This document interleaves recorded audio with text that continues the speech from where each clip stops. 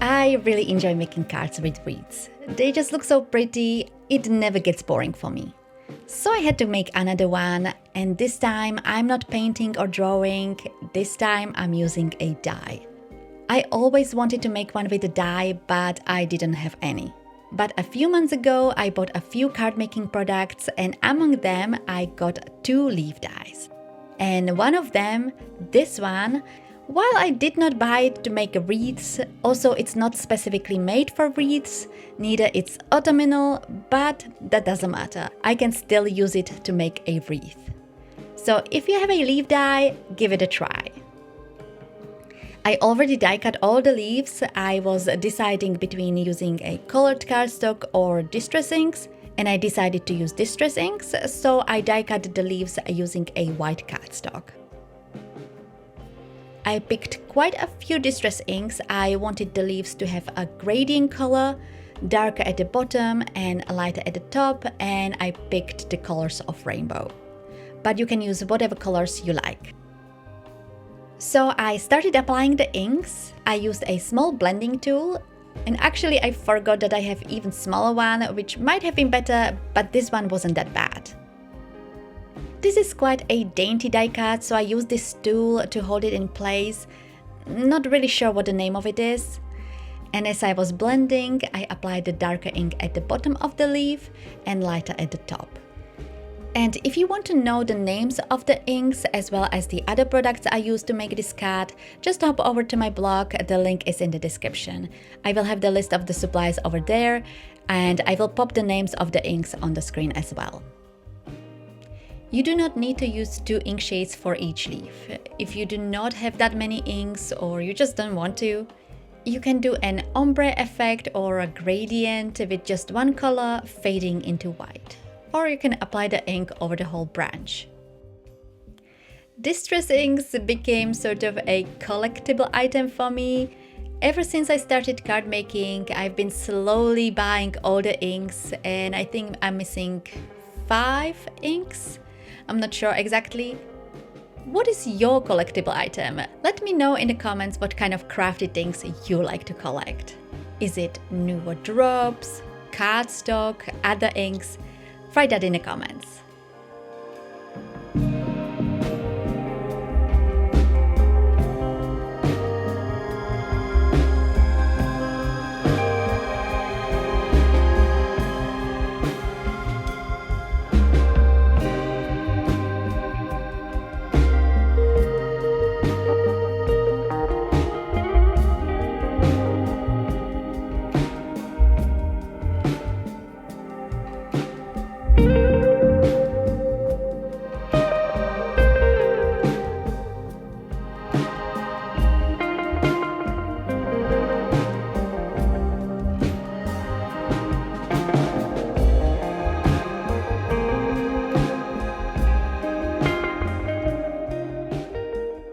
So the blending is done. It did take me quite a bit to apply all the colors. Using a colored cardstock is definitely a quicker way to go.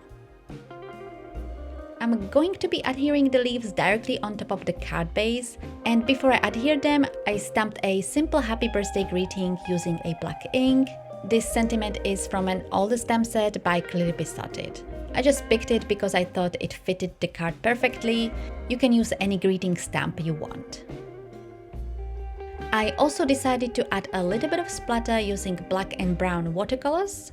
This is completely optional, I just like to fill out the white space, so you can skip this, but if you want to add a splatter, it's better to do it before you adhere the leaves, unless you would like to have some splatter also on the leaves.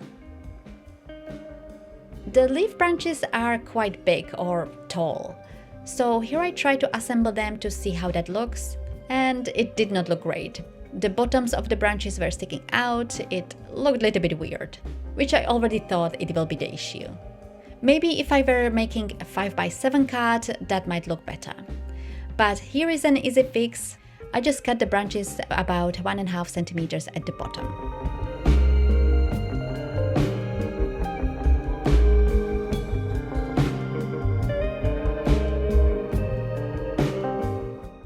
The next step is the most tedious one because I decided to adhere all the leaves using a foam tape or foam squares to be more precise. The foam squares that I have are not too high, which is perfect because I didn't want the card to be too bulky. And I attached the foam squares only to 2/3 of the branch, and I left few of the leaves at the top without any adhesive, as the top of the branch will be sitting at the top of another branch and the foam adhesive would be then in the way. But if you want to avoid all the fiddling with a foam tape and cutting it into tiny pieces, you can just adhere all the leaves using a liquid glue. And don't worry, you do not need to watch me as I'm adhering all the tiny pieces of the adhesive. Let's move on onto the assembling of the wreath. I first arranged the leaves into the circle and then I started adhering all the leaves one by one in a rainbow order. Very simple. Here I should have drawn a circle using a pencil so I have a line to follow. Definitely will do that next time. But for this card I was just eyeballing it and it will look like that, but not too bad. The problem was I started with the branches too close to each other and then I didn't have enough towards the end and I was too lazy yet again to take out the distress inks and blend more. If you are making a wreath with multiple colors, especially when there is an order to the colors like the rainbow colors, perhaps making a wreath in one color first would be a great idea to start with so you know how many branches you need.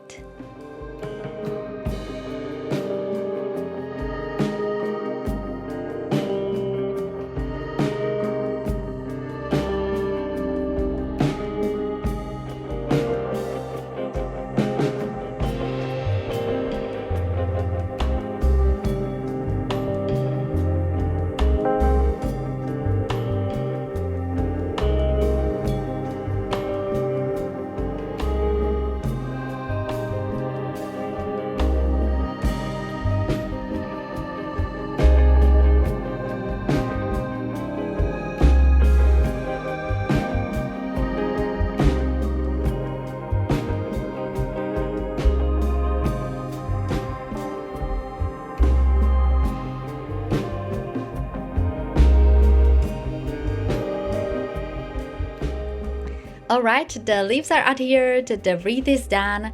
For sure not perfect circle, but in person it's not that bad. And the next step definitely helped it to bring it all together. I took out some enamel dots that I bought ages ago and I adhered them here and there along the wreath. Which finishes the card, and I hope you enjoyed this video and will try something similar. I created a playlist with other wreaths that I created, so make sure you check them out. Don't forget to like and subscribe, and I will see you in my next video very soon.